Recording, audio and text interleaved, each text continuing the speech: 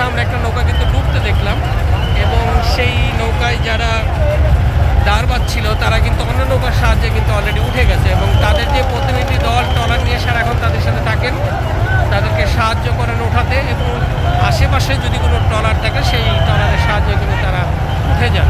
সেই জিনিসগুলো কিন্তু আমরা অবগত আছি। এই যে ট্রলারগুলো আসলে এইখানে এসেই তারা ঘোরানোর চেষ্টা করে।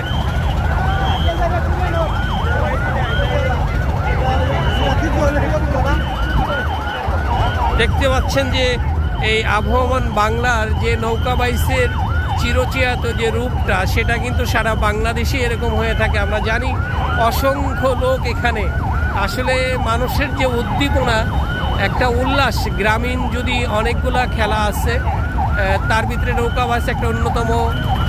হাডুডু, তারপরে আপনার গরু দৌড়, বিভিন্ন প্রতিযোগিতা হয়ে থাকে। এই গ্রামীণ খেলাগুলোর ভিতরে কিন্তু এই নৌকা বাইচ কিন্তু অন্যতম একটা আনন্দ উৎসবের একটা মাধ্যম, যার কারণে অনেক মানুষকে কিন্তু এখানে দেখা যায়। নদীর দুই পাশে যে নদীটা কিন্তু অনেক প্রসারিত, বড় একটা ব্রিজ, যেখানে আসলে নৌকা বাইচ হয়ে থাকে বাংলাদেশের যে কোনো জায়গায় যে অবস্থানে, সেখানে কিন্তু একটা ব্রিজ থাকে, যে ব্রিজের উপরে আশ্রয় নিয়ে কিন্তু অনেক লোক এই নৌকা বাইচগুলো কিন্তু উপভোগ করে থাকে। আপনারা জানেন এই বিষয়গুলো।